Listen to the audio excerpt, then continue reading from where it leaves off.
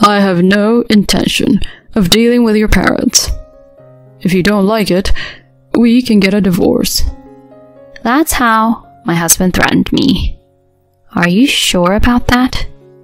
I had reached my limit and decided to go through with the divorce he suggested. A few days later, my ex-husband came to me, crying and begging on his knees. I was wrong. Please, forgive me. My name is Sally, a 27-year-old office worker. I had been married to David for a year. We met back in college. I was a freshman then, excited about the new campus life. At a club recruitment event, David approached me. He was 2 years older than me and was in the tennis club. I wasn't very athletic, but he explained that he joined as a beginner and was having fun. And the club had a system where everyone practiced and played matches at their own level. My friend was also interested, so we both decided to join the tennis club. I was nervous until the actual practice started, but he remembered me and taught me kindly. The experienced players would practice with each other, and the club had a great atmosphere where no one was left out. The seniors were always eager to teach the beginners, and everyone was so nice, which made the drinking parties fun too. During my enjoyable college life, he confessed to me around the time he graduated. I've always liked you. I'm going to be working soon, and we won't be able to see each other. I wanted to tell you my feelings before it's too late. Will you go out with me? I had actually liked him too, but thought he saw me just as a junior and had given up on the idea. So, when he confessed, I was thrilled. Of course, I said yes, and we started dating. Since I was still a student and he was working, we mostly met on weekends. But we had a great time. He was mature, leading the way and taking me to various date spots. He often paid for our dates, saying I was still a student, which I thought was very manly. When I was job hunting, he gave me advice, which really helped me prepare. Later, I graduated and got a job. Congratulations, Sally. Thank you. It's all thanks to you, David. No, it's because you worked hard. Then he suggested, Now that we're both working, how about we live together? You mean move in together? Yeah. I thought it was better for you to focus on studies while in school. That might be a good idea. I was happy he suggested moving in together. We decided to inform our parents about it. Thank you for thinking to meet my parents. It's fine. It would be shocking if your parents just popped in and found out we were living together. Plus, it doesn't leave a good impression if I don't meet them first. Oh, David. I was glad he was so responsible, valuing our relationship and considering others. We went to my parents' house, and we told them about our intention to live together. However, my parents were against the idea. Why? What's the reason? I didn't understand at the time. For them, it was too soon. You haven't even lived alone yet. And you're about to start working, which means you don't know the hardships of being an employee. Starting to live together without fully establishing independence isn't good. First, get used to the job. Then, experience living alone. Only after you can live by yourself should you consider living with a partner. That's the right order, in my opinion. But both of us were shocked at their opposition. We were even looking at apartments together. Can't you really make an exception? I'm sorry. It's not that we don't trust you. It's just our opinion as parents, a rule and mindset of our household. I don't plan to bend it. So, if you want to live together, please, wait a bit longer. Mom and Dad, you're being too rigid. There are so many couples younger than me who are living together. And what if you end up getting pregnant? It's dangerous to act without considering the risks, getting carried away by the fun parts. We want you to have a solid foundation to handle any situation. You might be angry with us now, but please, understand. He wouldn't budge. So David and I had no choice but to give up on moving in together. I had to apologize and send him home. I apologized again via text, and he seemed pretty shocked. I was very upset with my parents. Why did they oppose it so much? I'm 22 years old. I can be independent. But my parents wouldn't listen to my words. They dismissed me like a child, throwing a tantrum.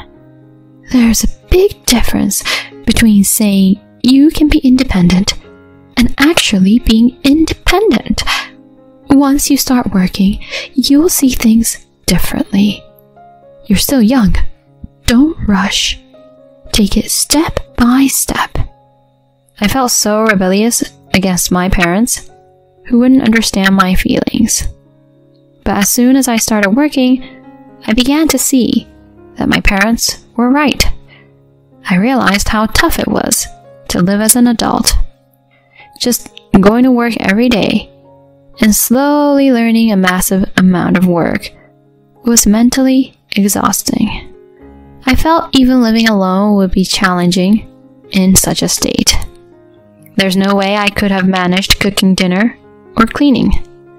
If David and I had moved in together, we probably would have fought endlessly. That's when I understood what my parents meant. It was ridiculous for me, who wasn't even prepared to be independent, to suddenly think about moving in together. Being at home, supported by my parents while focusing on work, was what I needed most at the moment. I dedicated myself to my job, wanting to gain the confidence to live on my own and prove it to my parents. Slowly, I became accustomed to work and started to see what it meant to live as a working adult, a corporate employee. After working for over half a year and saving up enough money, I was ready for living alone. On weekends, I learned cooking for my mom and made lunchboxes on days I could. Seeing this, my parents must have felt I was ready. They finally agreed to me living alone. So I started living alone in an apartment near my company. I managed to cook every day, and even with some overtime, I could still focus on my work.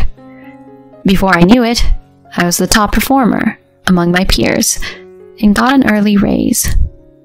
This boosted my confidence.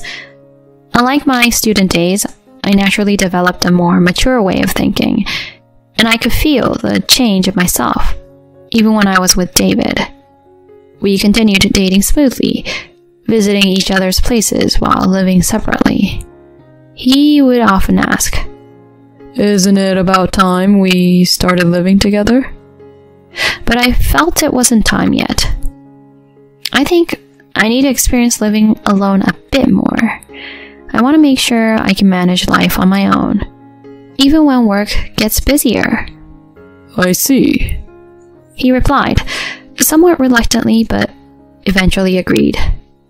After living alone for 2 years, managing my work and household chores even during busy periods, and saving money responsibly, I felt confident that I could handle whatever came my way. So I told David that I was ready to move in together. He was happy and immediately suggested moving in. We visited my parents again to inform them, and this time they recognized my independence and appreciated that David had patiently waited. They easily gave their blessings for us to live together. Next, we talked with David's parents, who were kind and said, "If that's what you both want, we have no objections." With their approval, we finally got the green light to live together. We excitedly searched for an apartment and signed a lease for a place that fit all our criteria. Choosing the kitchenware, furniture, and appliances together was a lot of fun. My income had increased significantly, and I had much more peace of mind than when I first started working. I'm glad we decided to move in together at this time. And so we started living together, finally realizing our long-awaited dream. No more saying goodbye after dates. Without feeling that slight sadness anymore, living together was so enjoyable. We spent time waiting for each other at home, going out to cafes or driving on weekends. We spent such happy times together. But even then, I noticed some small things. Living together brought up small differences in values and perceptions, things he or I might want the other to stop or that bothered us a bit. When these moments came up, I always tried to point them out carefully and gently.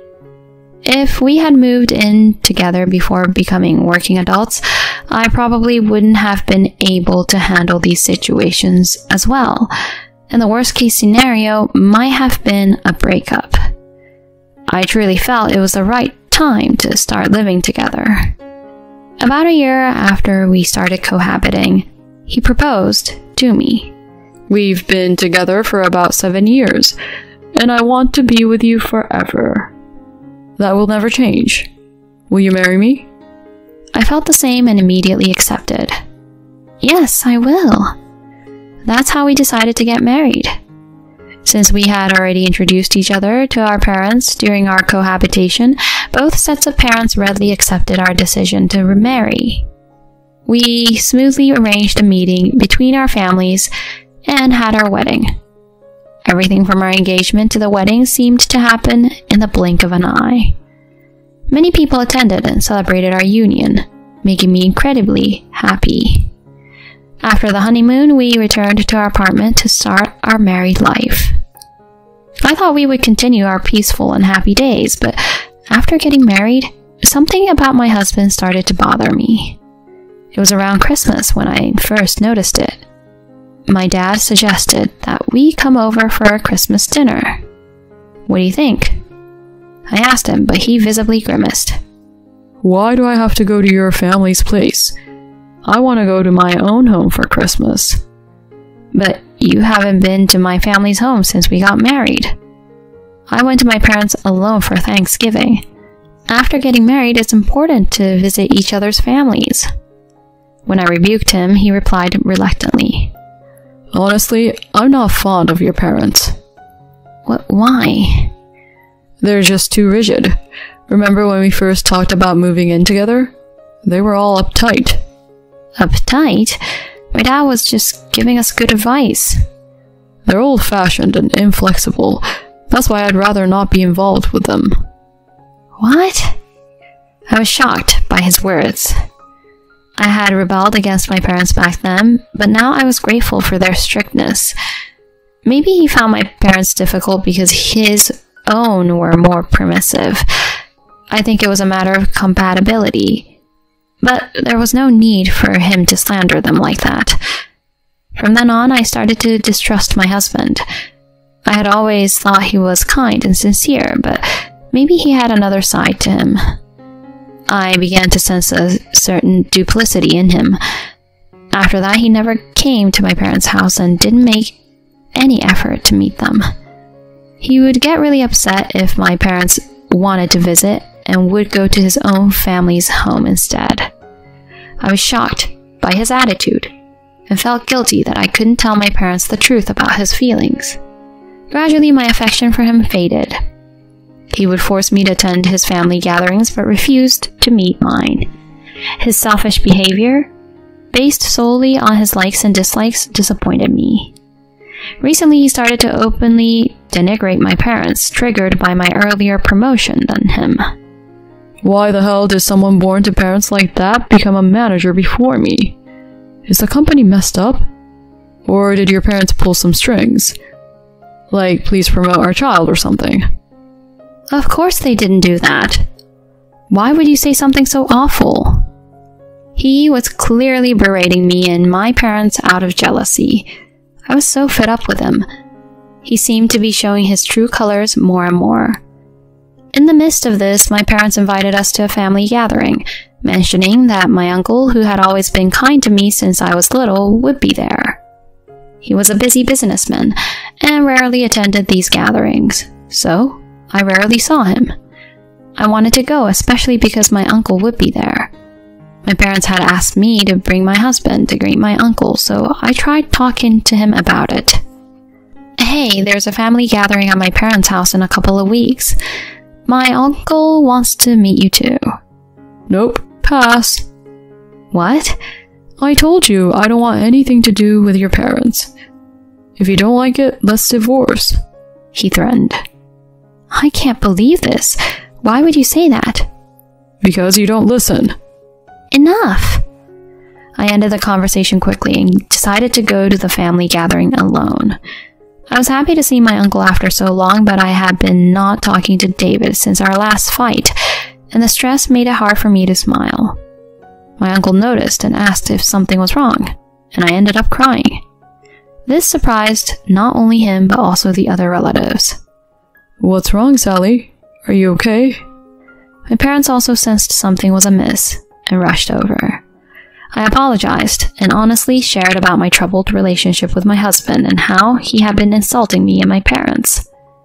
The relatives were furious, and my uncle was angry too. Then, to my surprise, he suggested we go and talk to David right then. But it's okay. I just want to have a proper talk. He assured me, so I took him back to our house. David was lounging on the sofa. Oh, you're back already? And who's this? He asked, casually, scratching his belly. You must be Sally's husband. I'm her uncle. Uncle? So you're her parents' sibling, huh? My husband responded disdainfully. Is that any way to speak? My uncle said in a low voice, clearly annoyed by my husband's attitude. My husband didn't back down, though he seemed a bit taken aback. Why should I care? She's my wife, after all. What are you doing here anyway? Isn't it rude to just show up unannounced? So you were just relaxing at home while there was a family gathering at your wife's parents' house. That's a terrible thing for a husband to do. What's with you? You're just like her dad, always preaching. Weird old man. He then sneered. I was furious at his mockery. Stop it! Don't insult my family like that. Oh? It's their fault for being ridiculous. Remember what I said? If you don't follow my rules, we'll divorce. Since you clearly don't get it, here's something for you. He handed me filled out divorce papers. Are you really okay with this? I was at my breaking point. I decided to go through with the divorce. You better not regret this. Who would regret it? You have a lot to reconsider about yourself, my uncle said, visibly exasperated and no longer angry. I packed my things with my uncle and took them back to my parents' house. Then I submitted the divorce papers and finalized my divorce from David. He was truly the worst. Why hadn't I seen how petty he was? I apologized to my parents and uncle numerous times, although they comforted me, saying it wasn't my fault. I felt responsible for marrying such a man. But it wasn't over yet. I knew a fact about him, which is why I decided to take action against him. A few days later, my ex-husband came to my parents' house crying and begging for forgiveness. I was wrong. Please, forgive me. He said this because of what my uncle had done. The company my uncle managed was actually a major client of David's company.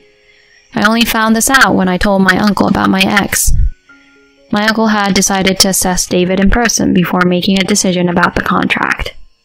Finding him utterly despicable, he quickly decided to terminate the contract. Naturally, this caused significant problems for my husband's company. The president immediately asked my uncle why, and he honestly spoke about David's character, saying he didn't want to continue a contract with a company employing someone with such poor character. Consequently, the president fired David. In a panic, he came to me begging for forgiveness. I was wrong. I should have valued not only you but your family too. Please, let's get back together. What? Are you serious? You're just trying to save yourself. It's so obvious. I don't have a shred of love left for you. We're already divorced and we're strangers now. Leave before I call the police, I said coldly and closed the door in his pale face.